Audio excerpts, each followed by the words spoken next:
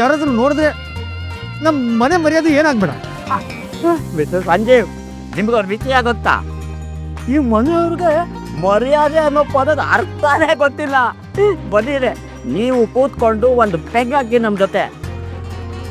ಆಗ ನಿಮ್ಗೆ ಜ್ಞಾನೋದಯ ಆಗತ್ತೆ, ಒಳಗಡೆ ಇರೋದೆಲ್ಲ ಹೊರಗೆ ಬರುತ್ತೆ. ಅಲ್ವಾ?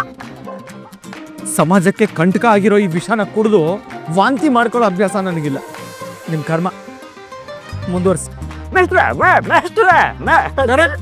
ಕರೆಕ್ಟ್ ಸಂಜೀವ. ಮಕ್ಳಿಗೆ ಪಾಠ ಹೇಳೋ ಮೇಷ್ಟ್ರು ಯಾವತ್ತೂ ಕಟ್ಟುನಿಟ್ಟಾಗಿರ್ಬೇಕು ಅಂತ ನಾನು ಹೇಳ್ಕೊಟ್ಟಿರೋ ಪಾಠನ ಚೆನ್ನಾಗಿ ಕಲಿಸ್ತಾ ಇದೆಯಾ? ನೋಡಿದ್ಯಾ ಗೆಳೆಯ, ಹೆಂಗೆ ಮೈಂಟೈನ್ ಮಾಡಿದ್ದೀನಿ? ನನ್ನ ಮುಂದೆ ಕೂತ್ಕೊಂಡು ಕುಡಿಯೋದಲ್ಲ, ನಿಂತ್ಕೊಳ್ಳೋಕ್ಕೂ ಭಯ ಅವನಿಗೆ. ಓದ ನೋಡಿಗೆ ಗೆಳೆಯ ಅವ್ನು ಹೇಳಿದ್ದು ನೀವು ಕುಡಿತಾ ಇರೋ ವಿಸ್ಕಿ ವಿಸರ್ಜ ಸಾಮಾನ ಅಂತ. ಏನ್ ಮಾಡಿಲ್ಲ ಬಿಡಪ್ಪ ನೀನು. ಇಲ್ಲ ಗೆಳೆಯ, ನೀನು ಜಾಸ್ತಿ ಕುಡ್ದಿದೆ, ನಿನ್ ಸರಿಯಾಗಿ ಕೇಳಿಸಿಲ್ಲ.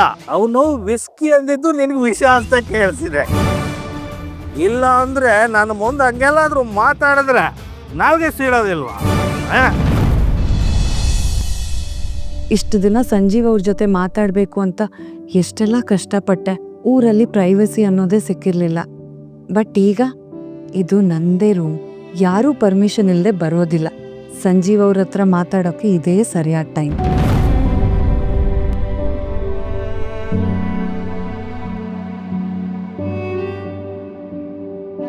ಬನ್ನಿ, ಅಲ್ಲೇ ಯಾಕೆ ನಿಂತ್ಕೊಂಡ್ಬಿಟ್ರಿ? ಅಲ್ಲ, ನೀವೇನೋ ಯೋಚನೆ ಮಾಡ್ತಿದ್ರಿ ಅನ್ಸುತ್ತೆ, ಡಿಸ್ಟರ್ಬ್ ಮಾಡಿದ್ ನೀನು. ಹಾಗೆಲ್ಲ ಏನೂ ಇಲ್ಲ, ಬನ್ನಿ.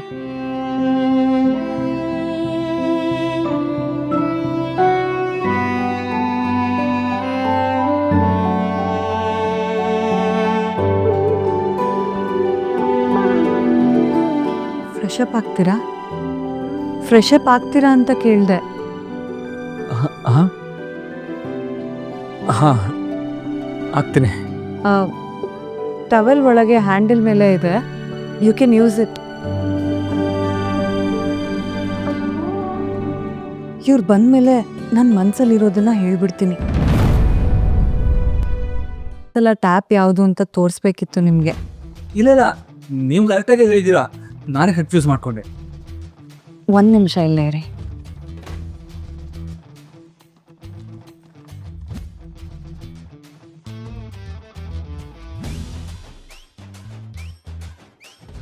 ತಗೊಳ್ಳಿ, ಹೇರ್ ಡ್ರೈ ಮಾಡ್ಕೊಳ್ಳಿ. ಇಲ್ಲ ಪರವಾಗಿಲ್ಲ, ಅದಾಗದೆ ಒಣಗುತ್ತೆ.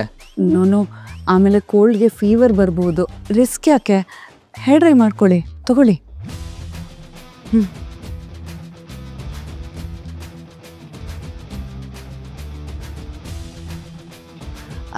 ಸ್ವಿಚ್ ಅಲ್ಲೇ ಇದೆ ನೋಡಿ. ಹಾಂ.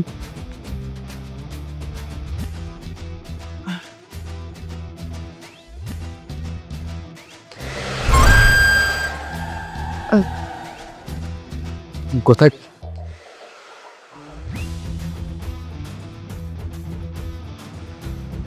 ಅದು ಹಾಗಲ್ಲ, ಕೊಡಿ ಇಲ್ಲಿ. ಅಲ್ಲ, ಒಣಗ್ತು ಅನ್ಸುತ್ತೆ ನೋಡಿ.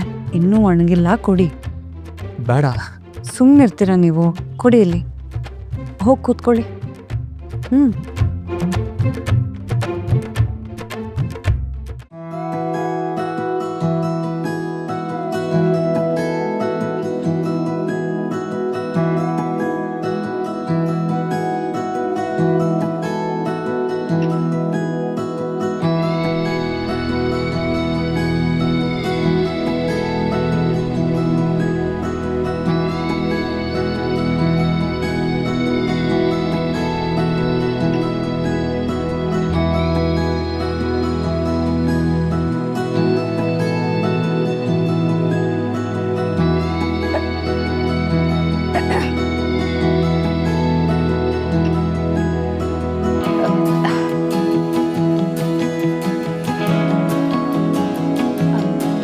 ಸಂಜೀವ, ಬ್ಯಾಗಲ್ಲಿ ನಿನ್ನ ಬಟ್ಟೆಗಳಿವೆ.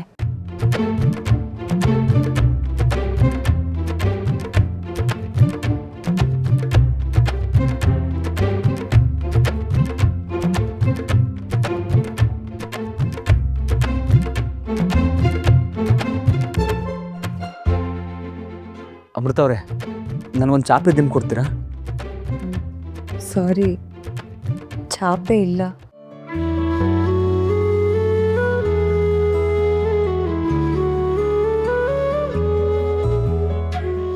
ನಾನು ಇಲ್ಲಿ ಮಲಗ್ಬೋದಾ? ನಿಮ್ಮಿಷ್ಟ.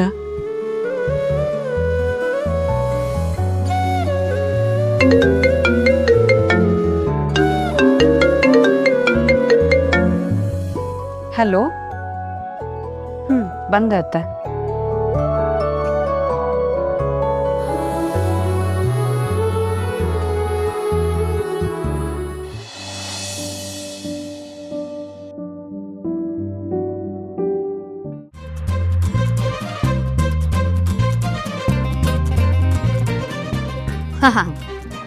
ನಾಳೆ ಪೇಪರಲ್ಲಿ ನ್ಯೂಸಲ್ಲಿ ಏನ್ ಬರುತ್ತೆ ಅಂತ ನನಗೆ ಗೊತ್ತಾಯ್ತು. ಏನು ಗೊತ್ತಾಯ್ತು ನಿಮಗೆ? ಮಧ್ಯರಾತ್ರಿ ವಿನಾಕಾರಣ ರಸ್ತೆಯಲ್ಲಿ ಓಡಾಡುತ್ತಿದ್ದ ಯುವಕನ ಮೇಲೆ ಬೀದಿ ನಾಯಿಗಳ ದಾಳಿ. 25 ಗಂಭೀರ ಗಾಯಗಳಾಗಿರುವ ಯುವಕನ ಹೊಟ್ಟೆಗೆ 36 ಚುಚ್ಚುಮದ್ದುಗಳನ್ನು ನೀಡಲಾಗಿದೆ ಅಂತ ಬರುತ್ತೆ. ಯಾವ ಯುವಕನಿಗೆ ನಾಯಿ ಕಚ್ಚಿತು ಈಗ? ನೀನಿಗೆ ಏಯ್, ನನಗೆ ಯಾಕೆ ನಾಯಿ ಕಚ್ಚುತ್ತೆ? ನಾನೇನು ಮಧ್ಯರಾತ್ರಿ ಫ್ಯಾಷನ್ ಶೋ ಮಾಡಕ್ಕೆ ಹೋಗ್ತೀನ? ಮತ್ತೆ ಅದ್ಯಾಕೆ ಇಷ್ಟೊಂದು ಅಲಂಕಾರ ಮಾಡ್ಕೊತಿದ್ಯಾ? ಅದೇನೋ ಲೋಷನ್ ಪಾಷನ್ ಅಂತೆಲ್ಲ ಹಚ್ಕೊತಿದ್ಯಾ ಯಾಕೋ? ಅದು ಸೆಲ್ಫ್ ಕೇರು. ನಿನ್ನ ಥರ ಹಳ್ಳಿಯಿಂದ ಬಂದಿರೋರ್ಗೆ ಏನು ಗೊತ್ತಾಗುತ್ತೆ ಅದೆಲ್ಲ? ಓಹೋ, ಸರಿ ಸರಿ ಸರಿ ಸರಿ, ಮಾಡ್ಕೊ ಚೆನ್ನಾಗಿ ಮಾಡ್ಕೊ. ನಾವು ಹಳ್ಳಿಯವರು ಹಗ್ಲೊತ್ತಲ್ಲಿ ಕೇರ್ ಮಾಡ್ಕೋತೀವಿ, ರಾತ್ರಿ ಹೊತ್ತು ನೆಮ್ಮದಿಗೆ ನಿದ್ದೆ ಮಾಡ್ತೀವಿ. ನೀನ್ಯಾಕೆ ಹಾಸಿಗೆ ಮೇಲೆ ಮಲಗಿದ್ಯಾ?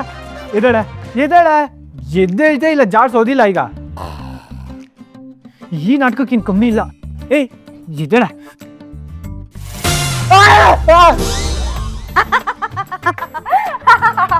ಏಯ್ ಏನೋ ನಿಂದ್ರೋದ್ನೆ, ಅದೇನೋ ಕೇರ್ ಮಾಡ್ಕೋತಿದ್ದೀರಾ, ಹೋಗಿ ಮಾಡ್ಕೊ, ನನ್ನ ಮಲ್ಗಾಕ್ ಬಿಡು. ಏಯ್ ಹಿಡಮ್ಮೆ, ಯಾರೇ ನಿನ್ನ ಮಲ್ಕೋಬೇಡ ಅಂದಿದ್ದು? ಹೋಗು, ಬೆಡ್ಶೀಟ್ ಹಾಕೊಂಡು ಕೆಳಗಡೆ ಎಷ್ಟೊತ್ತಾದ್ರೂ ಮಲ್ಕೋ. ಹಾಸಿಗೆ ನಂದು. ಓ ಹೌದಾ? ಏ ಮಿಂಟ್ಲು, ಏನೇ ಹುಡುಕ್ತಿದ್ಯಾ?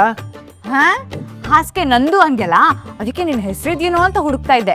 ಆದ್ರೆ ಇಲ್ಲ, ಇದು ಯಾವ್ದೋ ಬೇರೆ ಯಾರ್ದೋ ಕಂಪ್ನಿದಿದು. What a comedy. ಈ ಥರ ಔಟ್ಡೇಟೆಡ್ ಜೋಕ್ಸು ನನಗೂ ಬರುತ್ತೆ.